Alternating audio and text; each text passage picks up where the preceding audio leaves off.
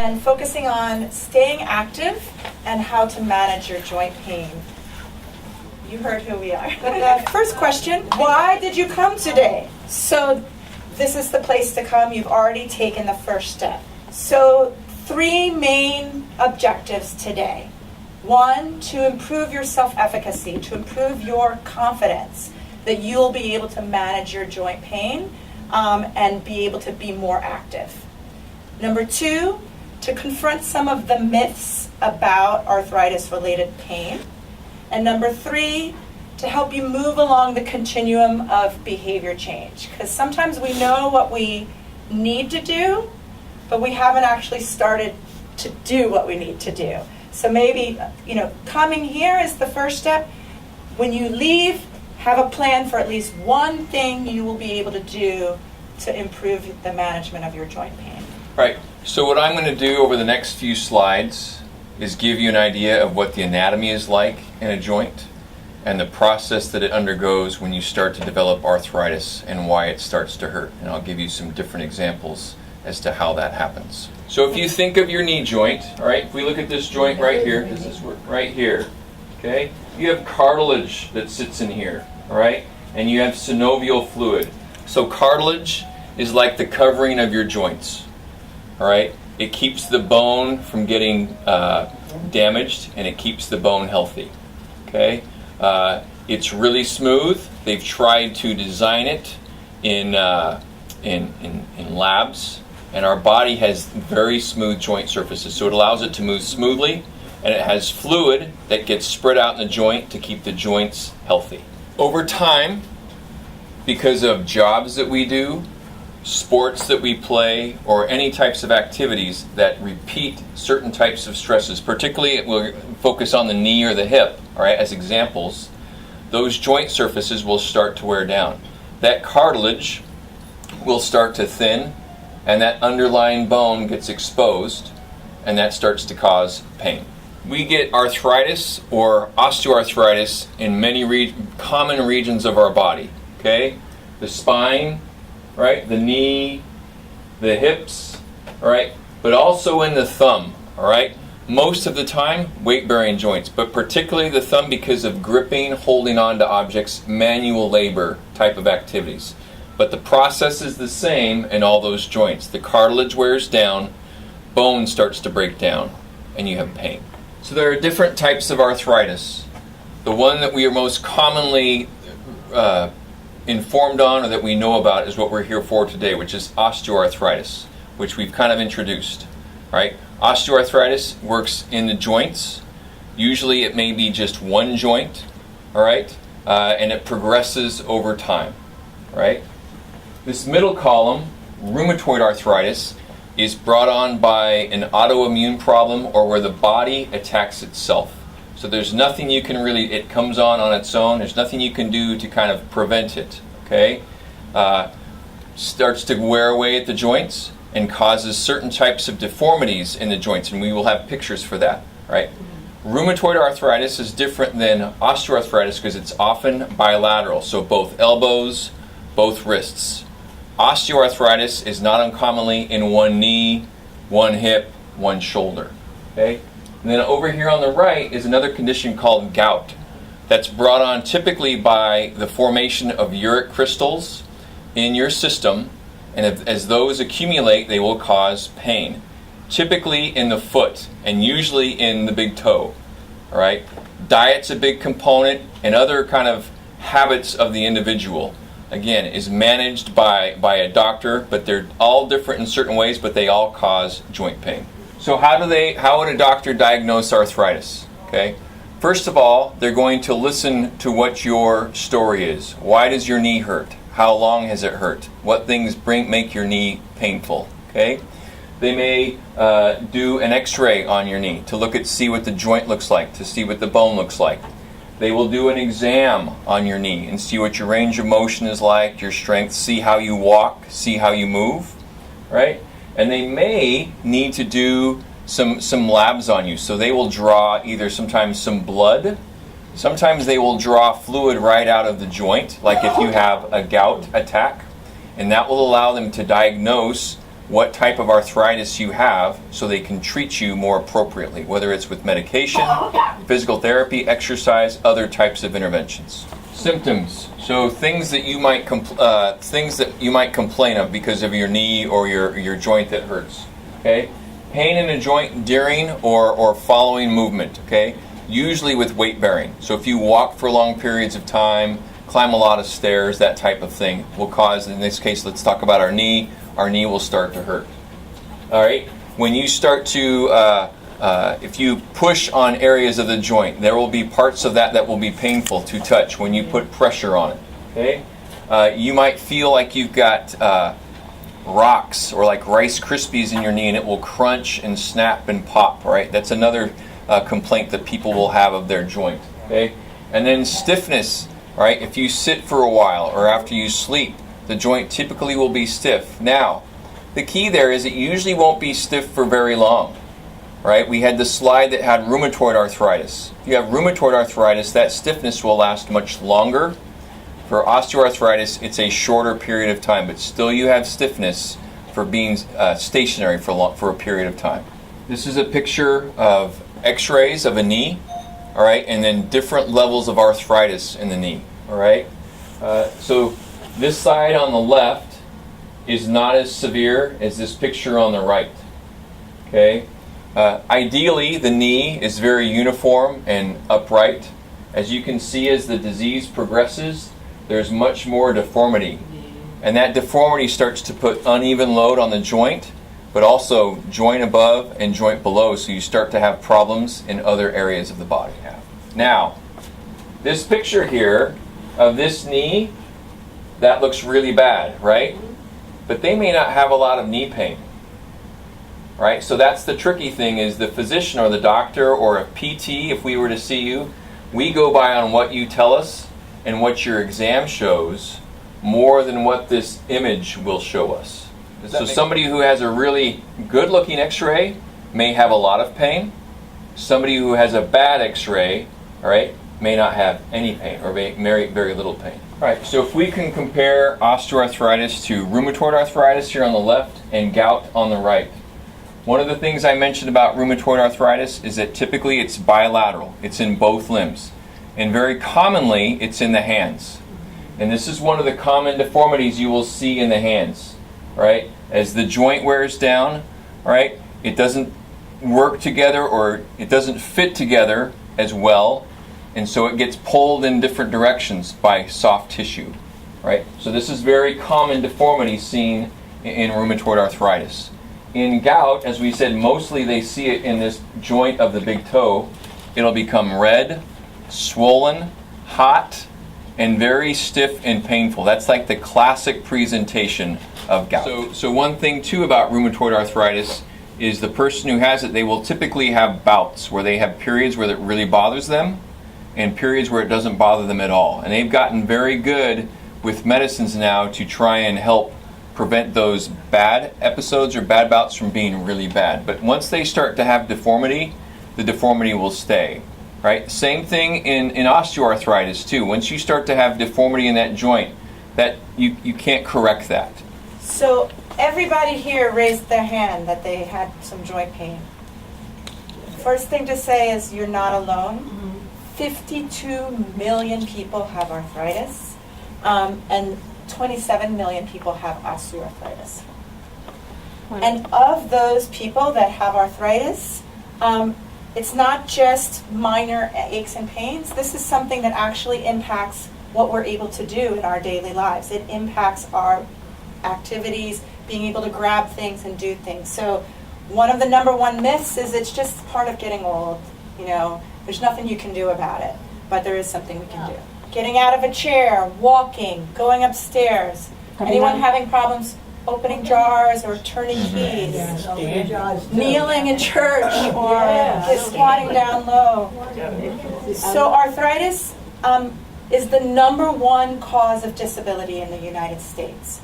So most people that are having difficulty walking, going upstairs, kneeling, squatting, opening jars, opening doors, those kinds of activities, For many people, it's because of their arthritis-related pain. The third myth is that there's not much we can do about it. But there are things we can do. You talked about strength and balance. People with arthritis are more at risk of having falls. If you don't have the strength to support your joints, that's going to lead to more pain, less support for painful joints, and harder time doing those activities we need to do, getting up from a chair, squatting, and things like that. So regular exercise is number one. And we're going to go through a lot of things that you can do to help manage your pain. And that's another myth we'll get to later, that if it hurts, you shouldn't exercise. But actually, the movement actually helps your joints.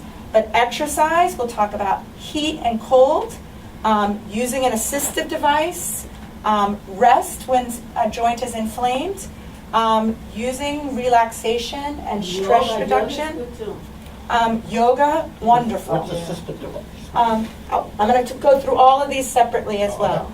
Losing weight, the more weight you have, the more stress on your joints, especially our hips and our knees. And then medications and injections. And if things get really bad, you may need surgery. In terms of a plan, first you have to believe that you actually can do something to manage your pain and take action. That's the self-efficacy. The next is do physical activity. The physical activity is the number one component of an arthritis management program. And number three is finding as many non-pharmacological ways, non-injection ways to manage your pain. Even if you do end up needing to use medicine, you would need less of it. And then you're less likely to have side effects related to medicines and things like that. And if you're able to manage your pain, then you'll feel more confident that you can be in control of your arthritis pain and be more active, and then it's a positive circle. And so these are the stages that I say we all go through when there are things we know. Well, sometimes we start out thinking there's nothing we can do. But you all came here, so that already means you think there might be something I can do. So you're already here. Maybe you know there's something, but you're not sure what to do or how to get started, or maybe there's more to know than what I already know. Or maybe you started to make small changes that are working for you, but you're not able to be consistent. And you need a way to be more consistent with the things that help you stay strong and feeling good. And then you get into the stage where you're doing things regularly that make you feel good, you're feeling stronger, you're managing your pain, you're more active, and you just have problems every once in a while. And so everyone starts at a different place, and we may go backwards, but this is a process. So what are you already doing now that helps you when you have joint pain? What are braces and assistive devices? So if you have a painful joint, sometimes unloading it, taking some of the stress off of it, can reduce your pain. So sometimes people use a cane because their balance isn't very good. But if you have a painful joint, walking with the cane can put less pressure on my knee. So maybe I can walk 10 blocks, 15 blocks, and then my knee starts to hurt. But with a cane, I can walk 30 blocks. So if you don't think you really need it, get a small one, put it in your bag, and then use the cane when it's starting to bother you so that you can do more. There are also things that you can do, if it's your hands, to make forks and spoons and pencils bigger and easier to grasp. So you can add something to, like if your hand hurts to grip it, sometimes it hurts less if you can keep it open. So things like this make it bigger, easier to hold. And there are also things you can buy in the store to help open jars or make things easier. This is a piece of, it's like a gripper, so that you can get a better grip on a jar to make it easier to open. Devices and things to support your joints, your wrists, your knees, to give more support. If you do decide that a cane might help you take some stress off your knee or your hip, sometimes people will get one from a friend or a neighbor, and they don't realize it's not the right height. And those older wooden canes, you can't adjust the height.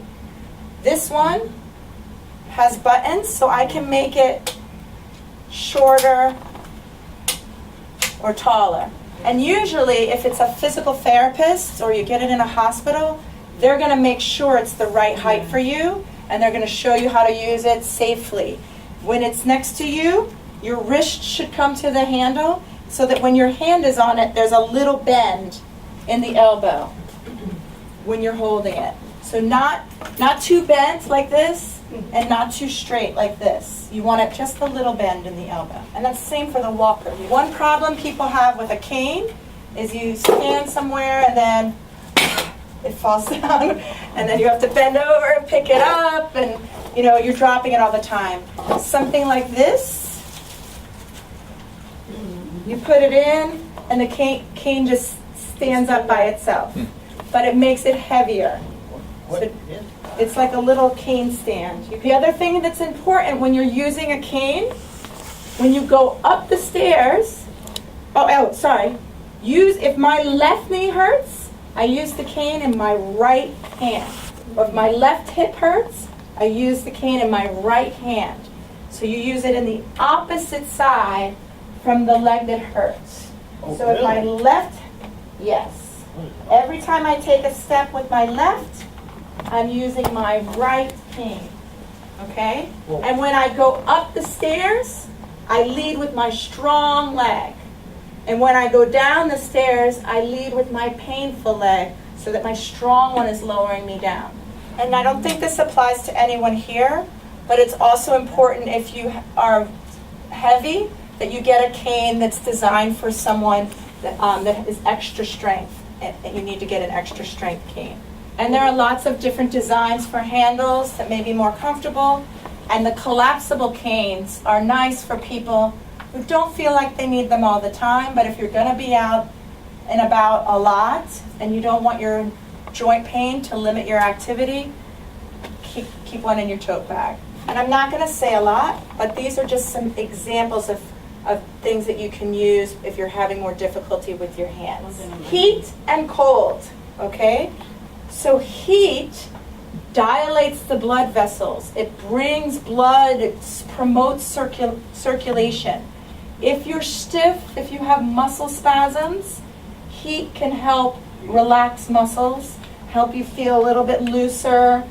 Heat is good for those things. If your hands are stiff, putting them in a paraffin bath. Most people don't have these at home, but sometimes like a nail salon or place has paraffin. A hot bath, a hot pack. So they sell them, you know, you put it in the microwave and then you can put it on your back or on your shoulder. It's good for muscles. For cold, cold is good for reducing swelling. Okay, and so usually when we have joint pain, especially if we've been walking a lot and it kind of gets here, or after an exercise class and your joints are hurting, ice is wonderful for calming that down and kind of helping to control the swelling. So I have 12 ice packs in my freezer for all my kids, sprained ankles. When you get hurt suddenly, ice is very good. You put ice right away and wrap it up to help control the swelling. So ice is really wonderful for joint pain as your first line of action before sticking in, taking medicine. Try the ice first and see if that helps you. Right. So one of the things, Laurel talked about several different things to address your joint pain, all right, that you can use with braces, splints, exercise, all right? We're still going to talk about exercise, but there's a number of things you can do.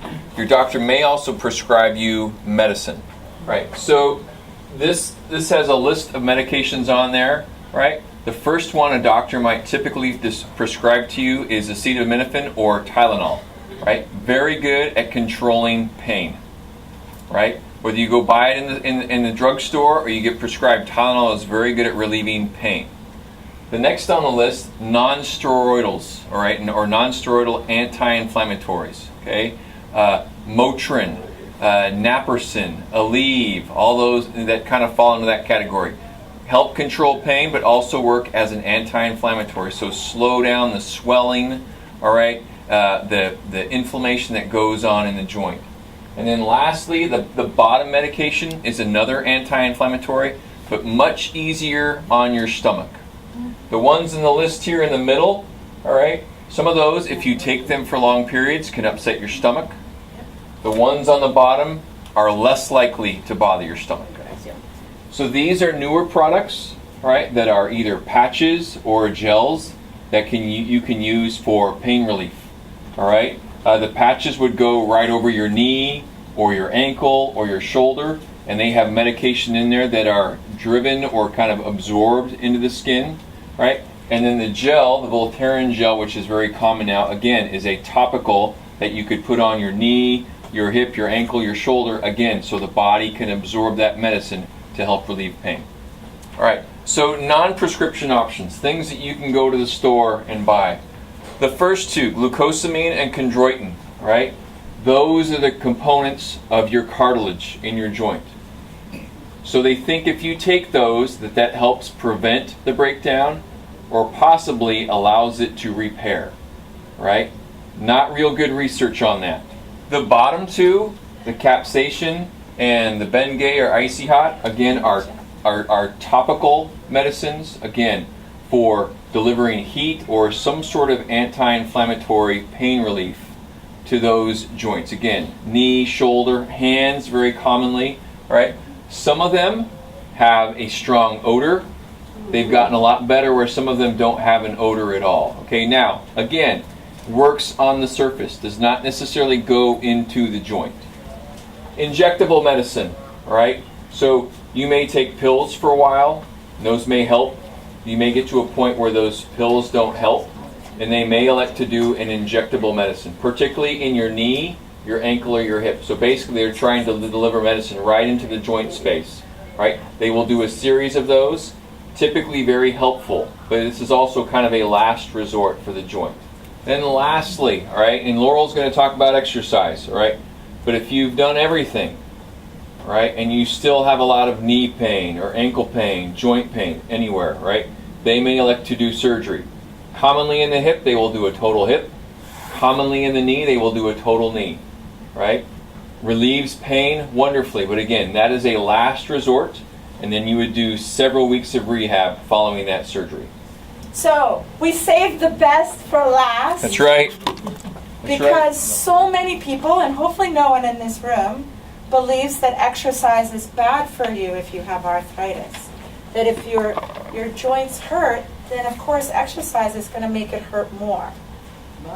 Some types of exercise might, but I'm going to tell you how to exercise so that what you're doing helps your joints and helps you feel better and makes you stronger, and try what exercise to avoid that's more likely to hurt. So there are lots of reasons we want to exercise. Number one, at the beginning, we learned that in addition to the cartilage, which protects the joints, we have that synovial fluid that helps our joints move smoothly and move without much difficulty.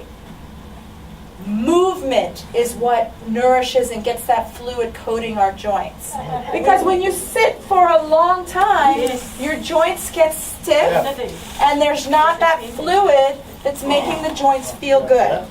So some of the exercises we do that are just to get motion in our joints, not to necessarily make them stronger, but just to make sure we're moving our joints through the whole motion. So even riding on a bike without much resistance, just to get your legs moving, that coats the joints with fluid.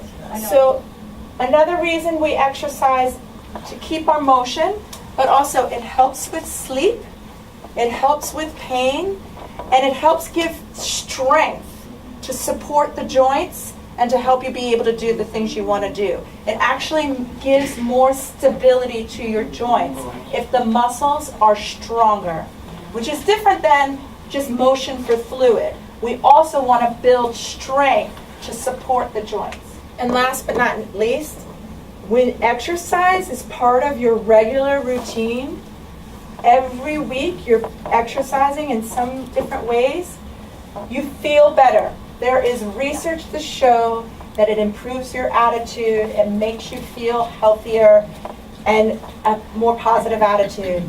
And anybody who's trying to control their weight, which can put more stress on our joints, exercise is an important part of any kind of weight management as well. And it's not on here, but the way I look at it also, I can sit in a chair for an hour, and then after sitting a long time, my knee hurts, and I have to walk it off. Or I can exercise for an hour, and after exercise, my knee hurts, and I put some ice on it. But either way, my knee will probably hurt a little, but after the exercise, I'm stronger, my joints are healthier, I feel better, it's better for my heart, it's better for my mind. So, like, would you rather have pain because you've been sitting doing nothing and get weaker and weaker? Or you endure a little bit of discomfort and figure out ways to manage that and get stronger and stronger? Sitting will kill you. Sedentary behavior, not exercising, being inactive, shorter life. So 3 main types of exercise. Exercises for flexibility, for motion, to be able to move and have the motion in your joints. So stretching, yoga, things that are smooth and gentle for flexibility. Strength, you have to use resistance. It should be hard. If I'm lifting a weight, say this is 5 pounds, by the time I get to 10, it should start to be hard for me to do and I need a rest. Then I know I'm building strength in my muscles. If I can do it 50 times, too easy, okay? So every other day, at least 2 times a week, 2 times a week, do something to make your muscles stronger. We have pictures later. And then the last is endurance. So swimming, riding a bike, walking for your heart, and just for your endurance. We can also do exercise for balance, but that's so that you don't have falls, but not necessarily for your joints. But things like Tai Chi and yoga and other things that work on your balance are also important for your routine. So walking is highly recommended for people with arthritis. Walking is good. Things that are low impact. What we'd want to do less of is things that are lots of jumping. So sports like playing football or basketball. Dancing, but if you're putting too much jumping, too much stress on an inflamed joint, then it will aggravate it and make it worse. Nice. So you want to find that balance between being more active, but not putting extra stress on it that will make it so that it's inflamed and you don't want to walk for 5 days afterwards, because then you're not going to want to exercise. So if you keep things within a low impact zone, you're more likely to stick with a routine because it's not aggravating your joints. And the last thing is to have a plan for what is it that's going to help motivate you to do the exercise you know you need to do, and stick with your plan if you're having a bad day.